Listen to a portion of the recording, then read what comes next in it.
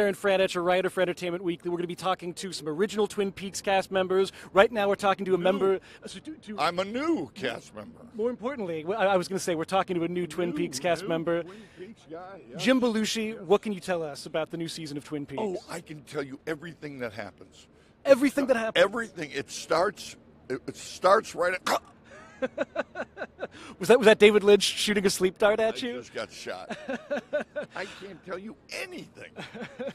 I can tell you that 8 people have seen it.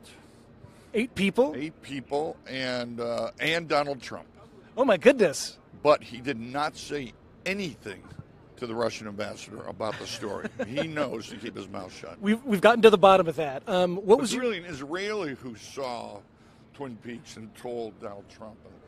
Now we've got to the bottom of that? No, this is good. This is all news. This is all news. What was your experience of Twin Peaks when the show was first on? What was your experience of the phenomenon of Twin Peaks? Well, as an actor, I just never seen anything like it. It was the pacing. Pacing was just relaxed. He took his time with every beat, and that's the experience I felt this time working with him. I mean, I'm in a little quicker rhythm as an actor, and I had to bring everything down, and it was so nice. It was such a nice groove that he lays like a musician, you know. It was very leisurely, you're saying, kind of working on the show. No, it was work.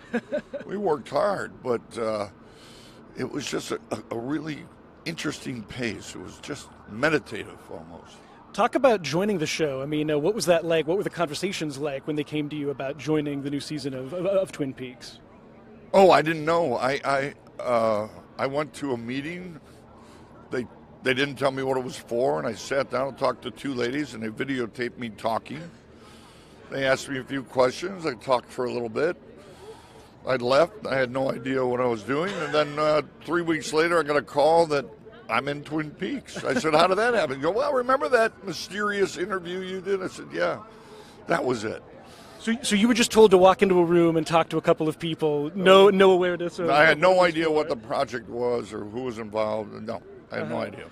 You were kind of talking a bit about working on the show. What's it like working with David Lynch as a filmmaker? It seems like he's just such a unique mind in any context. What's it like kind of working with him as a director when you're working on this show? Well, auteurs like Lynch or Woody Allen or Roman Polanski or these great men know how to create an atmosphere and an environment for you to risk, feel comfortable, feel cared for, your work is cared for, you trust them.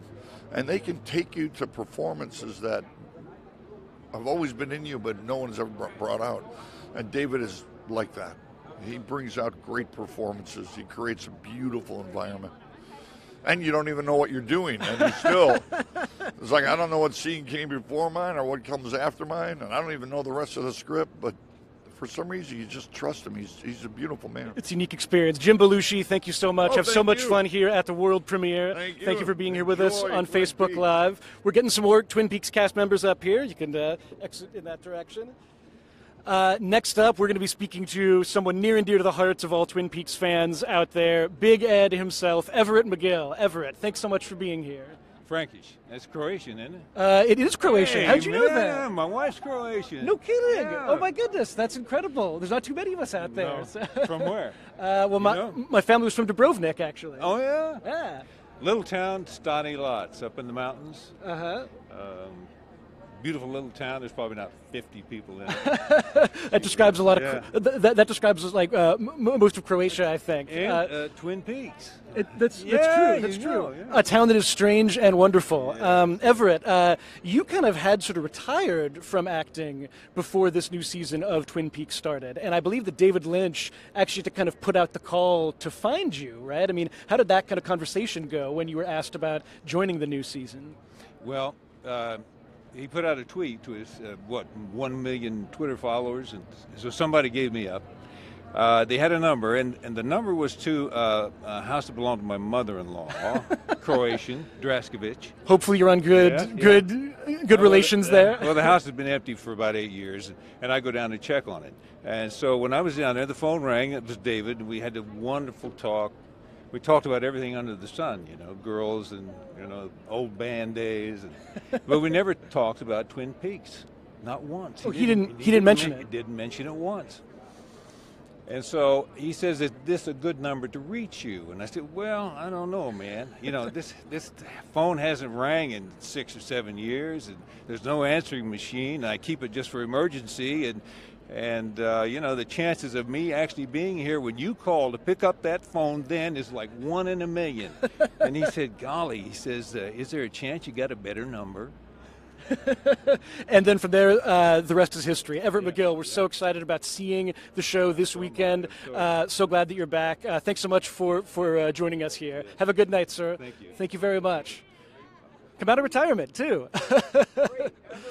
Next up, I'm very excited to introduce a cast member on the new season of Twin Peaks. Robert Forster is here. Thank you, sir. Robert, thanks so much for being here. I'm Dern bet. Franich. You were originally supposed to join the original series of Twin Peaks back in the day. Is that correct? True enough, but I was I had committed myself to another guy's pilot, which did not go.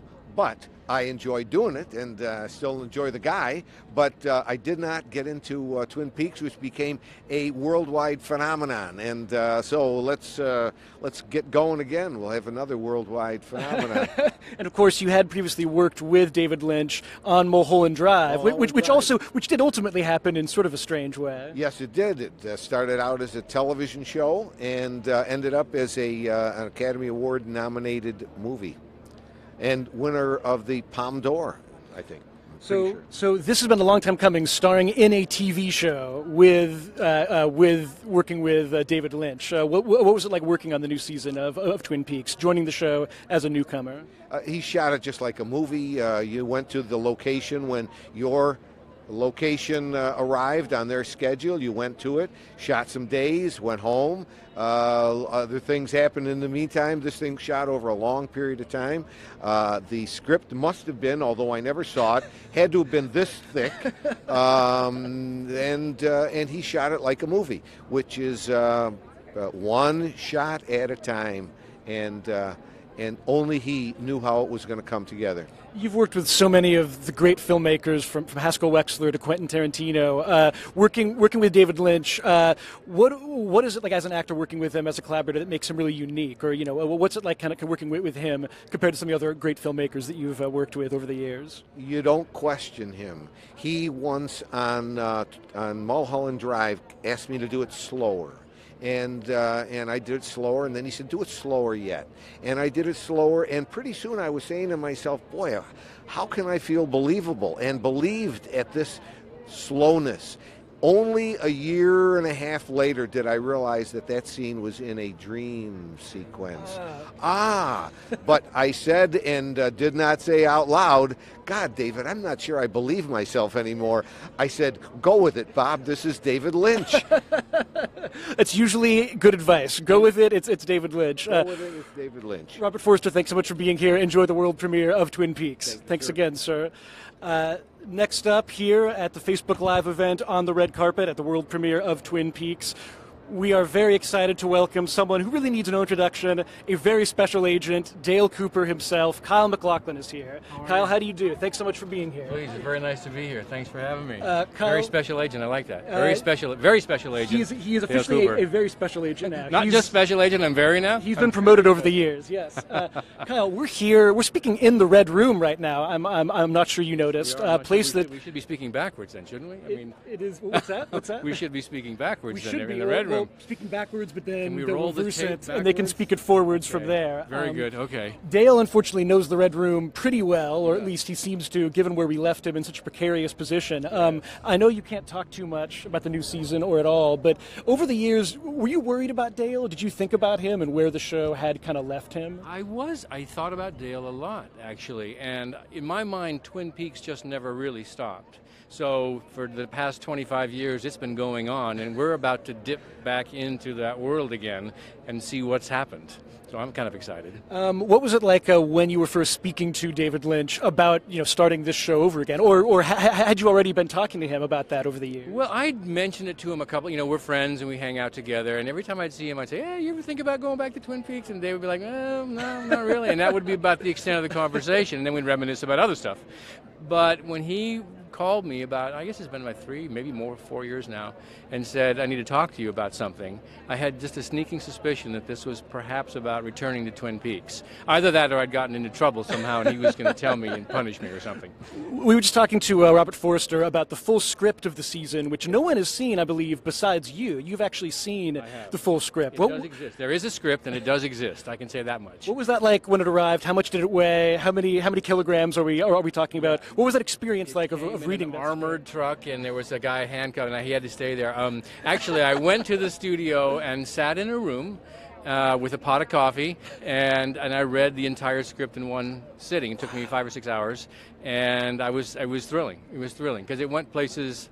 I mean, wait till you see. Wait till you see. One of the things that I think people have always loved so much about Dale is that as dark as things get around him, and they get very dark very quickly, there's something just so whimsical and so adventurous about him and about his sort of relationship to the world. He seems to be such a seeker. What do you kind of really defines Dale Cooper? What's kind of made him such an icon for people since the show was initially on the air? Yeah, you said a good word there. He's a seeker, and he is that for sure. He's also incredibly intuitive, and he just has a sense of joy about him and an enjoyment of life that is in there that you just can't escape. So he carries that through. There's it's like someone who's seen the very worst of the world and somehow is able to emerge from that not necessarily unscathed, but with a positive outlook. He's the kind of a glass is half full kind of guy, and that really appeals to me. I'm sort of that way myself. You of course have worked with David Lynch for even longer before Twin Peaks on Blue Velvet. What was it like working with him on this project? I imagine there had to have been this great sense of sort of this return mixed with this sense of kind of pushing this story in some new direction. Yeah, story goes in new directions. I mean, working with David Lynch is such a treat. You'll talk to any one of the actors here that have been working with him, and to a person they'll say it's like one of the best experiences they've ever had. He just has a sense of joy and wonder about the process that is infectious. And as an actor, it's something that you feel really supported by him. And it's just, I mean, I can't go on and say enough great things about the working environment that David creates, nor his relationship to the actors that he works with. Obviously, as we said, you can't talk too much about the new season, but I can't talk at all about the new season, but that's all right. Can't say anything. We got you to acknowledge that there is a new season, though, There's a new season, and I think I'm in it, so that's a good thing. But I'd be intrigued to know, just for the fans out there watching, what's your message to them about what they can expect in the most vague and mysterious way possible? Well, I like to say that as unexpected as the first go-round was with Twin Peaks and unusual and the experiences that you had, it's going to happen again in a different way. This is not a nostalgic return to Twin Peaks. It's something else. There are new stories to tell, and I'm really excited for the audience out there to experience them. We're in the Red Room with Dale Cooper here. Thank you so much, Kyle MacLachlan, for being here. Enjoy the premiere. Looking so forward to seeing the rest of this new season of Twin Peaks. Thank you for having me. Thank you very much, sir. It's very nice here. The Red Room, yes. Cozy in the Red Room. Here in the Black Lodge, known as Hollywood. Yeah, well, there you go. You said it, not me. Thank you very much, sir. Thank you. Take care. And as we wait for another cast member from the new season of Twin Peaks, we are going to take a look at the phenomenon of Twin Peaks. A dead girl. This was what got us going, me and Mark. The question of who killed Laura Palmer resonated around the world. In 1990, there was nothing on television. It was a desert. Entering the town of Twin Peaks. The pilot aired, and it became a little bit of a sensation. The show was both dangerous and exhilarating. Culturally, it was a game changer. You can't watch television right now without seeing the imprint of Twin Peaks. Here, we got a lot to talk about. I didn't watch television. It was the lamest thing you could do. But then I found out, oh, it's David Lynch. What?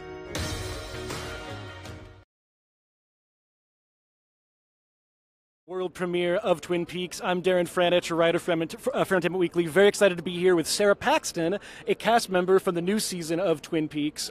Sara, you obviously can't talk too much about the season, but talk a bit about how you came to Twin Peaks. What was your experience of the show beforehand, and what was it like kind of getting involved with the new season of the show? Well, I was a fan of the original. I didn't watch it when it was on TV because that was the early 90s and I was a small child. But Same here. But once it hit Netflix, I was on that because I'm a really big fan of David Lynch's work. Mulholland Drive was one of my all-time favorite movies. So when I got the call that I was going to be in the new Twin Peaks, I was so excited. I was working on another job and I was like jumping around and crying and screaming, and they were like, whoa, like, what about us? We're chopped liver. And I was like, compared to this, yes, this is David Lynch. And so that's sort of how I came about. As a fan of David Lynch, what was it like sort of working with him as a filmmaker? I imagine it has to be a pretty radical experience. It was totally radical. I was so nervous. I kept like dropping my sides and dropping my water, and I kept saying thank you over and over again. So he'd be like, they're like, how are you? And I'm like, thank you, thank you, thank you, thank you. I was just so excited. Just like, thank you for everything, thank you for everything. Yeah, they're like, what's wrong with that girl? All she says is thank you. I'm like, now, as far as actually filming the show, I understand that as secretive as you guys have to be now, the experience of filming it was kind of secretive also, right? Like, nobody really got to see the full script. As an actor, what's that kind of like to go into something, sort of putting your full trust in the filmmaker and in the whole operation of the project? Yes, it was very secretive, and all we got were our pages, that anything that involved us, and that was it.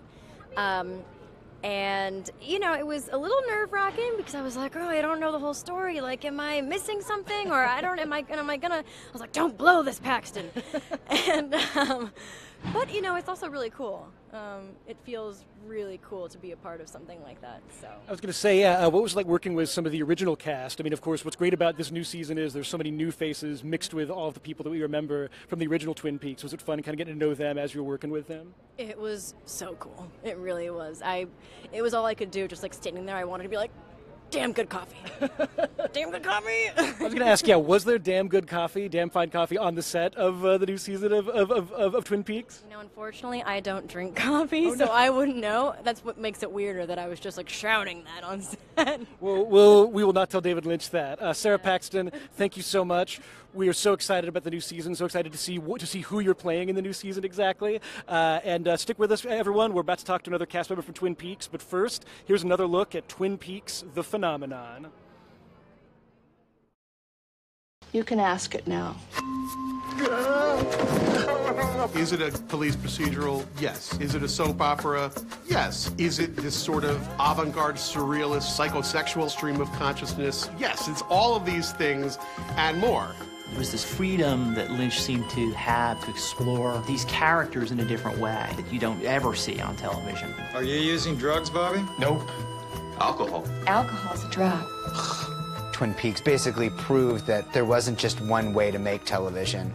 Somehow, Lynch was able to plant a flag and say we can make weird, creative art in the most mainstream places of all, primetime television on a major network. It just made no sense. David Lynch was really the first filmmaker to make television. David Lynch brought not just the auteur theory to TV, but he brought a framing style and a cinematic style that didn't exist before. It felt like watching a movie, but a movie that just kind of went on for hours and hours. I see it as a film. Instead of going on a truck to a theater, it goes on a truck to the TV. Just I don't know what a show bug is, whatever, a live bug.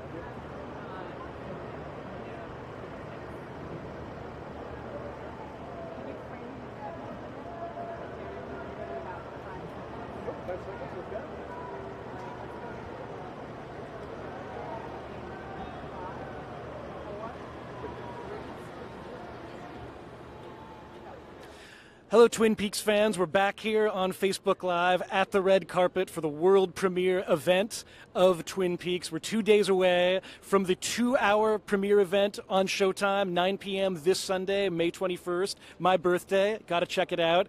We're so excited to be here talking to some of the cast members from the original show. And coming up right now, a cast member, familiar face from the original series. It's Mädchen Amick. Thank you so much for being here. How do you do? It's such an honor to have you here at the world premiere of the new Twin Peaks. How are you feeling? This must feel so remarkable. We are back in the red room here. This is magical, and I can't believe it's actually happening. It feels like it's been happening for so long, and now our day is here. Oh my gosh, I can't believe it. Talk me through a little bit, because of course there was the original run of Twin Peaks. Yeah. You played the role of Shelley Johnson, someone who has some hard times with men maybe, but generally... Sometimes she doesn't choose maybe the best men to have in her life, but she clearly likes complication. You know, she doesn't want things too boring in her life, clearly. Things were definitely not boring for her. No. When the show ended, there was, of course, the follow-up film. Did you ever imagine there would be more Twin Peaks? Did you ever imagine that you'd go back to that strange and wonderful town? No, you know, for so many years, the fans were all like really chanting and hoping that it would come back, and I just thought, there's no way. We can't go back. It was like lightning in a bottle, and, you know, how could you do that again? And then when David and Mark announced it on the day, and it was going to be on Showtime, I thought, oh, that's how you can do it. Like, that's the venue that it would need to come back in. So now it's just been this crazy ride. You know, we've recently seen you on the CW's Riverdale, a show that, while based on a comic book, feels to me like it's one of many projects that have been kind of inspired by Twin Peaks. What's it been like for you to kind of see how Twin Peaks as an inspiration has just sort of grown ever since the show went off the air? Well, I mean, the first time that Twin Peaks hit television, I think it literally just shattered the mold. And from that point forward, it created a brand new way to see television and to film television. I think audiences were ready for it. And I really do love, like, over these past 25 years, seeing, like, those little nuggets of Twin Peaks in there, and filmmakers that loved it and looked up to it, and how they've sort of like layered that into their own story. So it's been great. But I have this strange feeling that we're about to break the mold again. Again. The mold has just recovered. I'm spinning the roulette wheel once again. Yes. What do you think it is about the show that resonated so much? I mean, there's the style, there's the characters, there's so much about it that seemed just so revolutionary at the time. What is it that you think has made it so popular, more fans every year after it went off the air, as you said, many years ago?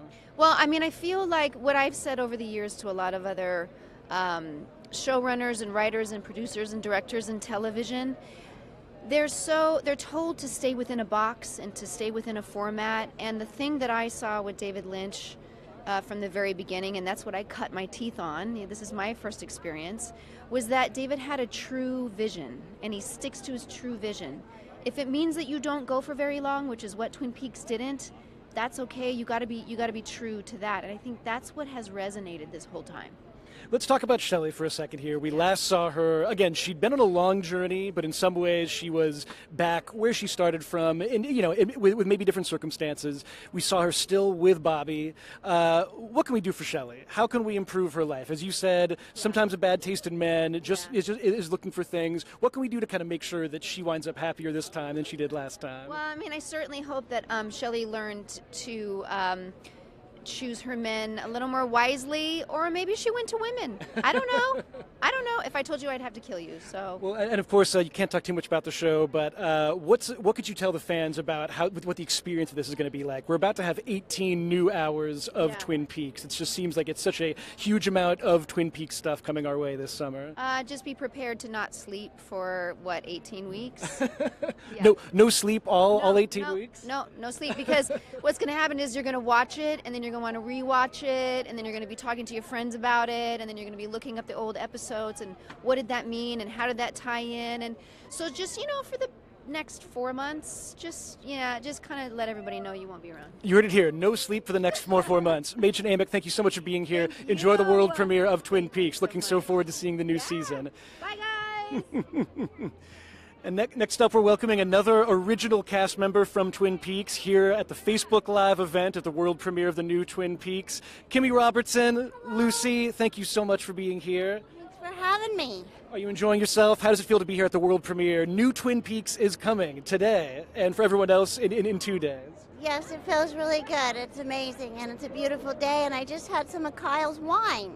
Oh, good. He has some of the wine that Kyle MacLachlan makes. Yes. Well, I don't know if he makes it by himself, but people make it for him. Kimmy, you of course played the role of Lucy on the original series of Twin Peaks. we last left her in a really lovely place, if I recall correctly, with her and Andy sort of firmly together. I mean, like, how did you feel about where Lucy was left on the original run of Twin Peaks? Wonderful. I think that she finally made a commitment, whether he was the dad or not, and that's when love gets to bloom, and I think love got to bloom. Twin Peaks was secretly the romance between Andy and Lucy all along. That's the theory that I've had. You have that? Good, I like that. Lucy and Andy show. Exactly, the Lucy and Andy show. What was it like sort of returning to Twin Peaks? How did you first hear about it? How were you contacted? Tell me the full story. Sabrina called me, and I was talking to her on the phone. I sort of slid off the bed, and I ended up on the floor, and I kind of squeezed myself under my bed because I didn't know what else to do. And I have to tell you something, I've never told this to anybody. I went downstairs. My mother came to live with me the last 6 months of her life, and she was in bed, and I said, Mom, they're bringing back Twin Peaks. She got the biggest smile, and then she died. That moment? No. Okay.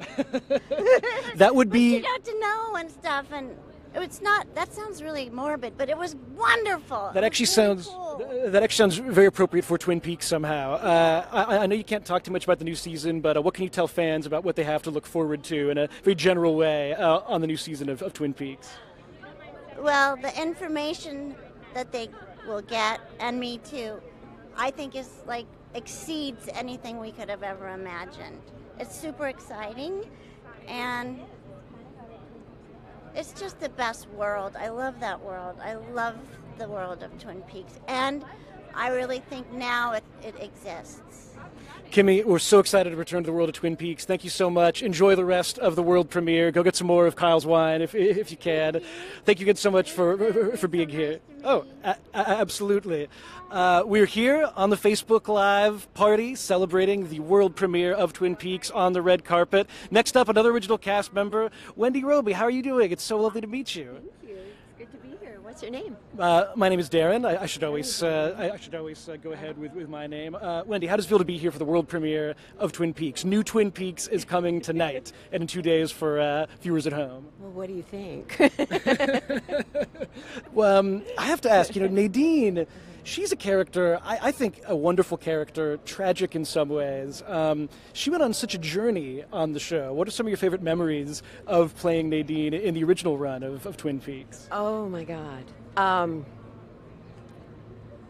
can't, it's like a kaleidoscope over my eyes. I think the group scenes were really fun. They rarely, often my story was so outside of the norm, and it wasn't really, I'm standing up there, gee, I wonder who's dead. I really was in my own world, and it was a very strange world. But the times when we were all together were really fun. They were like crazy, family picnics or something. So those were the most fun for me.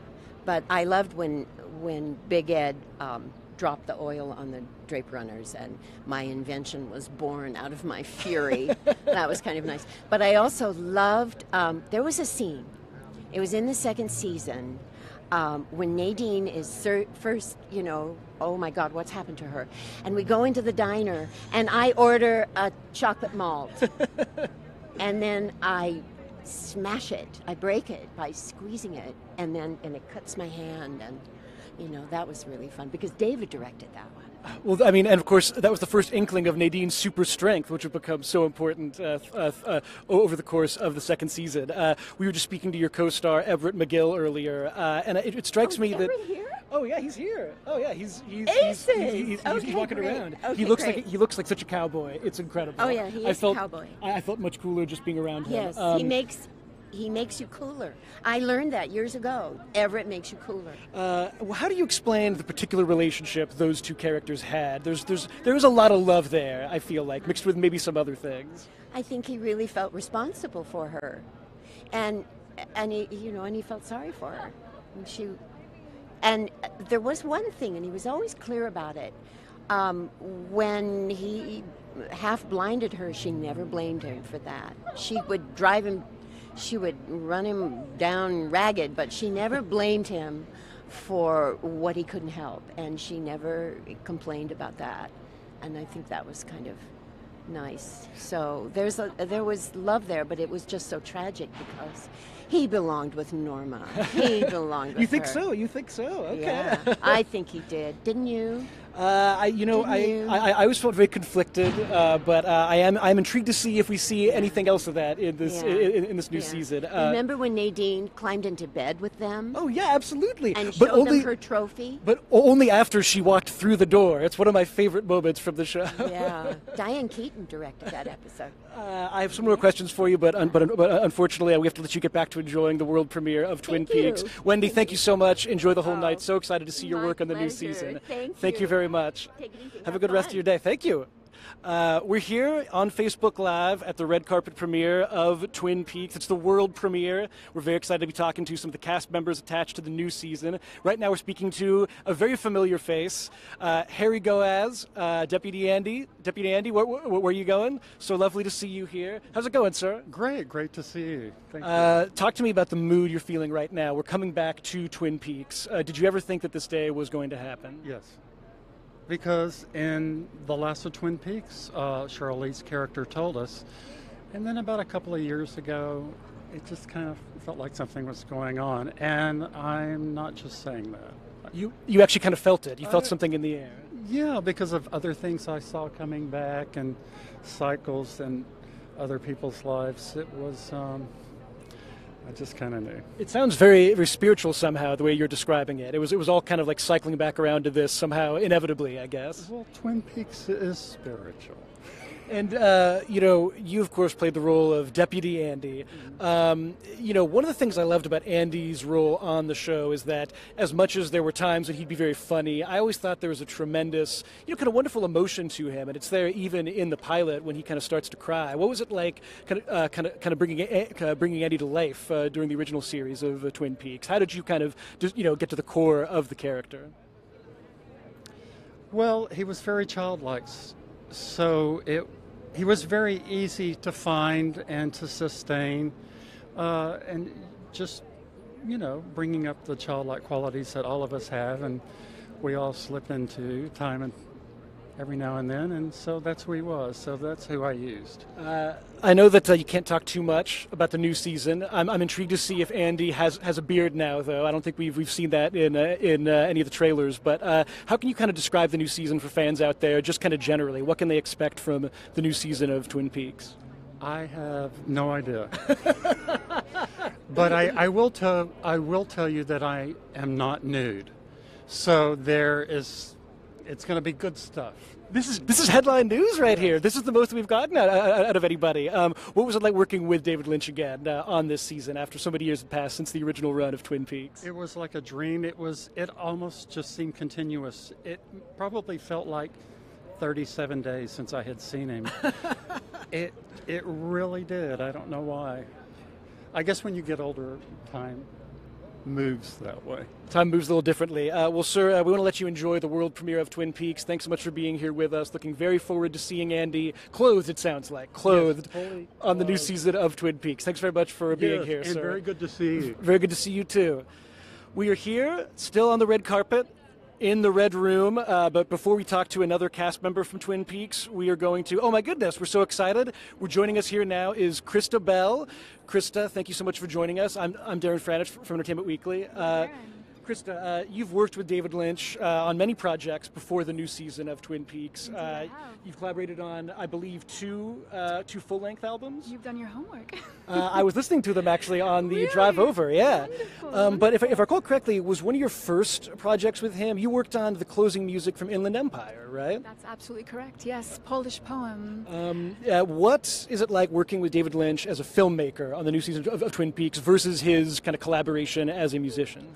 I think it's actually all quite similar. It's this effortless direction that he has, that really just him next to you emoting a feeling, and you can pick up on it, you feel it, and then it kind of infuses into your being, and then you deliver whatever it is he's asking. And it's kind of this magical alchemical process. And I know that sounds crazy, but but it's the truth. So that's what I got. Now, you of course can't talk too much about the new season, but I'd be intrigued to know, I mean, like, even before you met him, were you kind of aware of Twin Peaks? Were you aware of his work? What was your relationship like to the phenomenon of the original series? So I was young when it came on, and a lot of the nuances of the plot lines were over my head, but what I grasped completely was the music. The music of Twin Peaks was incredibly meaningful for my young psyche, and it was the first music that created something of a stirring within me, and a very big influence on my life as an artist and musician. So to kind of come full circle and now be a part of it is something quite extraordinary. I was going to say, do you have any? There's so many great musical moments in Twin Peaks, or there's that moment in the movie with Julie Cruz singing "Questions in a World of Blue." What are your kind of favorite musical moments from the original run of the series? Well, I mean, Julie Cruz is phenomenal, but really it's all of the music throughout the scenes, and it's the theme song that's like otherworldly and transportive, and right away that introduces you into this other place, and that's extremely effective and absolutely haunting. And then the music that introduces the characters and stays with the characters throughout the seasons. And then it's Julie Cruz, of course, and then there's Fire Walk with Me and the band in the Pink Room, and it's like it's so rich and it's so deep, and it's all really special, and to be a part of that world at this point it's overwhelmingly beautiful, and I feel extremely fortunate. And of course, you're joining the show with the new season. There's so many great musicians on the show this season. I mean, did you? I mean, again, without spoiling anything, did you kind of interact with all of them? Like, there's such a super group involved in the new season of Twin Peaks. I wish I could share more about that, but I can only share what happens in my dreams and fantasies. And I was really excited to see all of the musicians that were involved. And I didn't necessarily get to interact with everyone, but I know that they're there, and everything's been infused into the product, so I'm as excited as anyone else to see what happens with all of it. Thank you so much for joining us here. So excited to meet you, and so excited to see you in the new season of Twin Peaks. Please go and enjoy the rest of the world premiere. Thank you again so much. That song from the Empire is incredible, by the way. So much. Thank you. Thank you very much. We're very excited to be here at the Facebook Live event. We're talking to more cast members from the Twin Peaks series. But right now, we're going to speak to someone very near and dear to our hearts, someone who worked on the original Twin Peaks show, a director of 4 episodes of the original Twin Peaks, Lesli Linka Glatter. How's it going? Hi, nice to Thank you so much for meeting you. I'm Dern from Entertainment Weekly. Hi, Dern. Lesli, people have seen your work. You've directed such great episodes of shows like Homeland and Justified, and I could just go on and on and on. You worked on 4 episodes of Twin Peaks, directed your first one in the first season, I believe. That's absolutely true. And of course, it was a life-changing experience directing Twin Peaks, of course. What was it like? Television now has changed so much since Twin Peaks was on. I credit a lot of that to Twin Peaks in a way. What was it like for you? Were you aware as you were directing that first episode, those episodes, that this was a unique experience, this was something different in television at that time? Well, I don't think I was thinking about that, because that would be so prescient, but I was definitely aware we were doing something very unique. And of course, working with David Lynch and with Mark Frost and that extraordinary cast was amazing. And when I saw the pilot, I was like, I have to be involved with this. Is there any way I can be involved? And I couldn't believe that I actually was.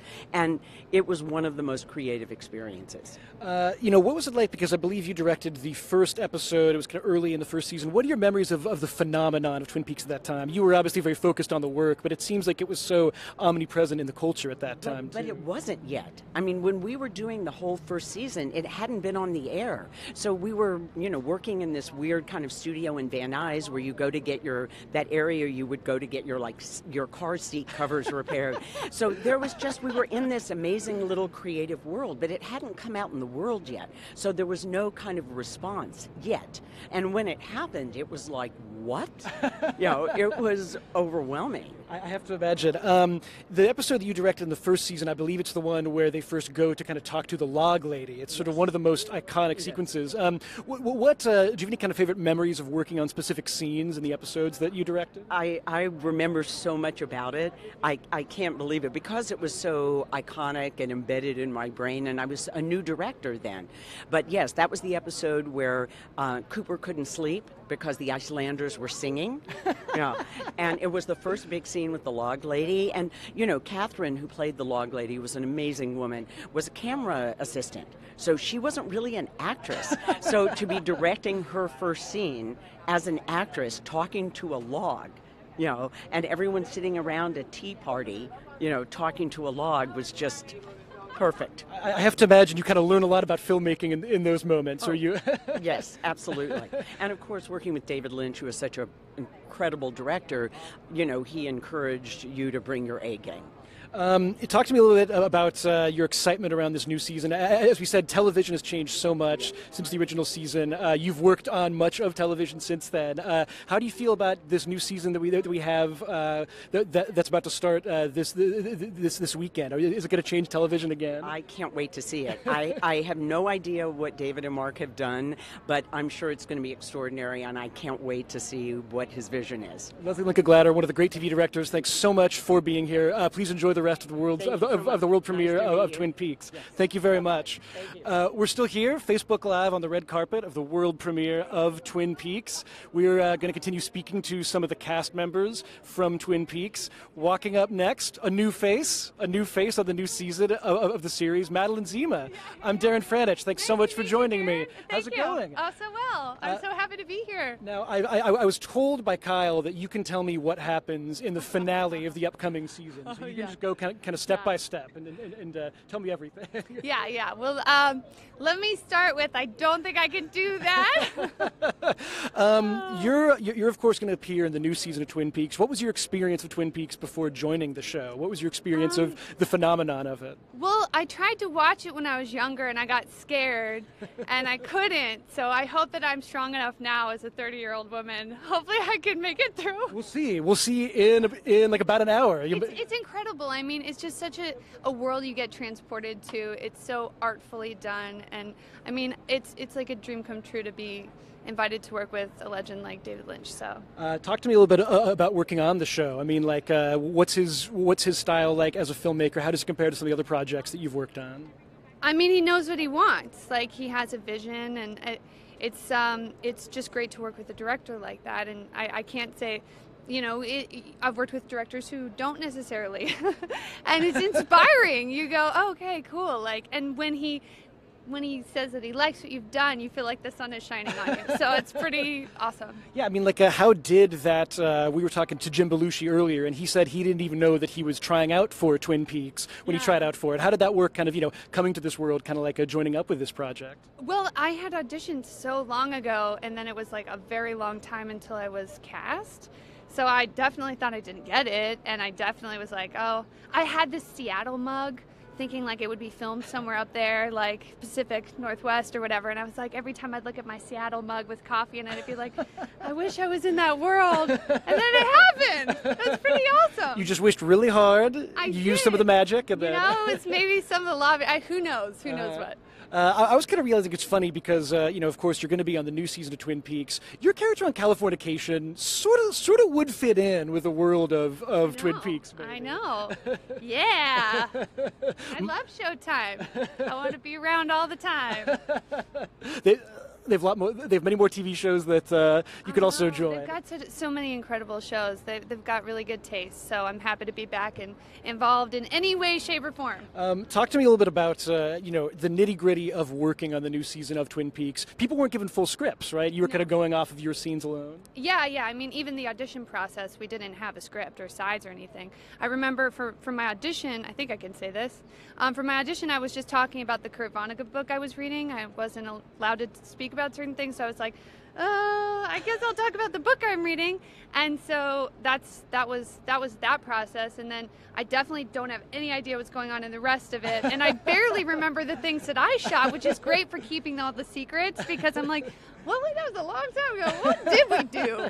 You sort of really did erase a lot of things. I deleted it. That's a very good skill. What was the Kurt Vonnegut book, out of interest? Oh, it was God Bless You, Mr. Rosewater. So the secret. But I like a lot of them. That was just one that was. So the secret is talk about the Kurt Vonnegut book. Look at the Seattle coffee mug really hard. That's how you join Twin secret. Peaks. Yeah. This is how you join Twin Peaks. For me, anyway. Talk about what was it like, kind of working with. One of the great things about this new season is there are new faces like you being joined by so many of the original cast members. What was it like, kind of like talking to them? I mean, like there's such a Twin Peaks family, really. Well, I don't know. I want to meet Kyle MacLachlan. I'll make all my mom's dreams come true. She thinks he is so beautiful and amazing, but like Dune and all that, she's like a huge fan. Is that right? Yeah. So I'll be like, hey mom, this is for you. Oh, fly.